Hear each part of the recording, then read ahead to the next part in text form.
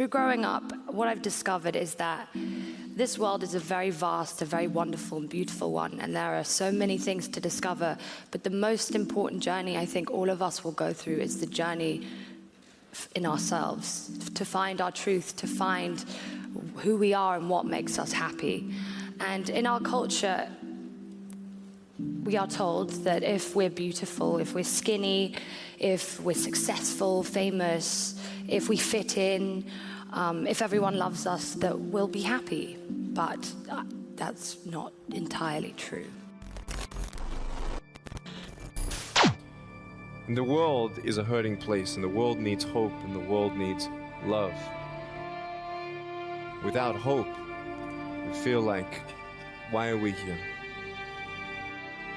Depression is a terrible thing, and many things cause it, and we don't understand. We understand some of them, but lots of them we don't understand at all. You know, sometimes people get depressed because they're really sick. There's lots of reasons that people get depressed, and depressed people can go places that are so dark you just cannot imagine it. You're stuck in this cycle where your brain chemistry and your wiring and all your habits are designed to keep you still and sedentary, and you make the mistake, we all do, of waiting to feel ready. Depression does not rob you of the choice. It just tricks you into making the wrong one. Your best bet in life is to shoulder your suffering and to take responsibility and to move forward. Depression, frustration, anxiety, pain, disillusion. It's just a natural part of the process of becoming a stronger version of yourself. It happens to us spiritually, and it happens in the world physically. If you have depression, if you have anxiety, if you have post-traumatic stress disorder, if you have any kind of mental health condition, it's nothing to be ashamed of, and it's nothing to hide, and it's something to hit head on with. There's one thing that if you did every single day, no joke, it would make an extraordinary difference in whatever mental health issue you're struggling with, and that is exercise. What we know about human beings is that when you physically move, your physiology changes, and that changes your brain. You've got to exercise, you've got to express the energy in the body, you've got to get it out. We forget that we can use our bodies to affect our minds. The mind has become overactive. It's not your friend anymore. It's depressed your body. But we can take our body back and express it and allow it to help the brain recover. Go for runs, go for walks, join a CrossFit gym, join a powerlifting gym. Do something that's gonna get your body moving. Begin doing yoga, begin stretching. Get outside with your dog in the woods. Walk with a good friend for 2 or 3 miles. Doing that every single day not only moves your body, which changes your mind, it gets you out of your physical environment, which is one of the things that people with depression tend to have a hard time doing. And it also creates a bit of momentum and a bit of a routine in your life. For many people, if they don't get up at the same time, they foul up the functioning of their circadian rhythms, and that's enough to make them depressed right off the bat, especially if they start napping during the afternoon. They also don't have a purpose. People aren't good without a purpose. And if someone comes in to see me and they say they're depressed, I always ask them, do you have a job? If you don't have a job, you're really in trouble in our society. Don't sacrifice your stability, even if it's not the job you exactly want. Get a damn job. You need a job. Almost all the positive emotion that any of you are likely to experience in your life will not be a consequence of attaining things. It will be a consequence of seeing that things are working as you proceed towards a goal you value. So the very first piece that I want to read is from Abdu'l-Baha, that the mind and spirit of man advance when he's tried by suffering. The more ground is plowed, the better the seed will grow, the better the harvest will be. Just as the plow furrows the earth deeply, purifying it of weeds and thistles, so suffering and tribulation free man from the petty affairs of the worldly life until he arrives at a state of complete detachment. For the ground to produce strong fruit, strong trees, it needs to be dug up really deep. You need that pain, you need that suffering, you need that digging, you need that turning, you need that turmoil to get rid of all the impurities that allow the seed to grow to its fullest potential. people have a choice. Choice number one, nothing you do means anything. The alternative is everything you do matters. It means responsibility. It means that the decisions you make are important. At age 10.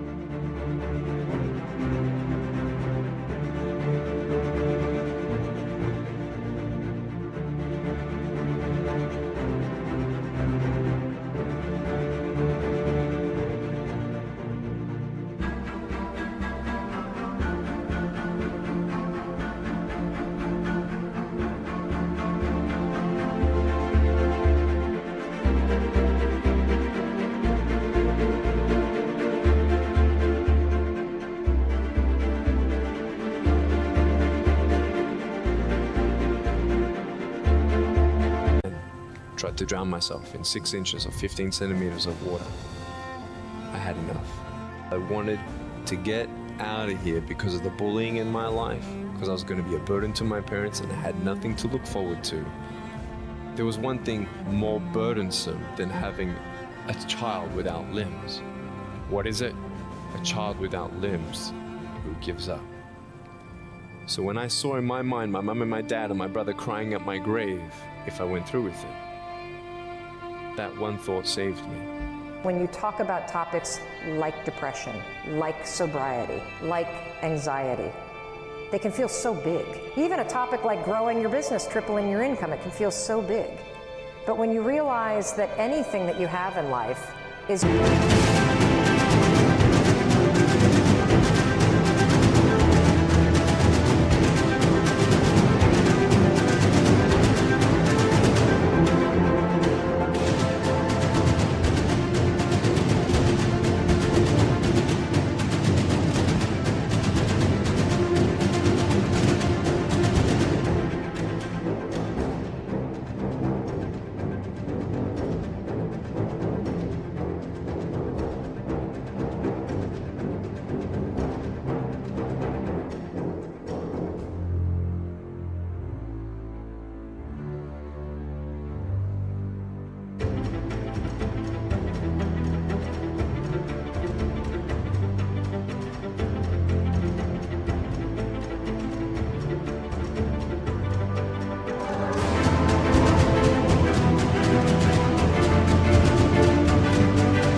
just the sum of all the decisions that you make.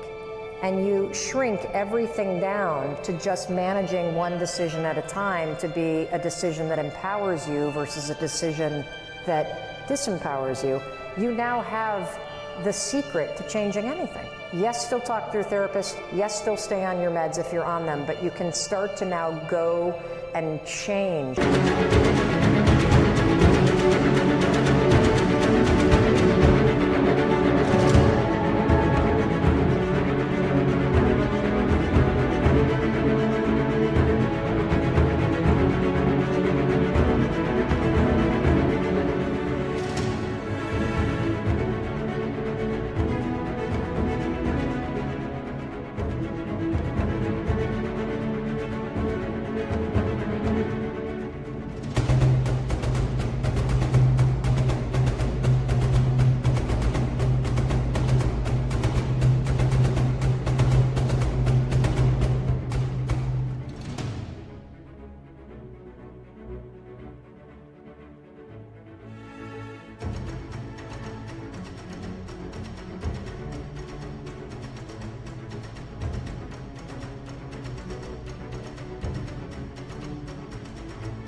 How you respond, because what's happening is the alarm goes off, you don't feel like getting up, so you don't.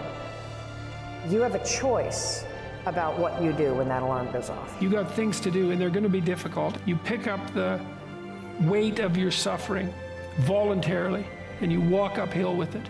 And that not only gives you the meaning that you need in your life to stop you from degenerating. Even the worst parts of my life can be turned into good and even more special. You got to come to the truth of knowing who you are and why you're here. William Barclay, he said, the greatest 2 days in anyone's life, the day you were born and the day you knew why. Every single human being has value, and my value is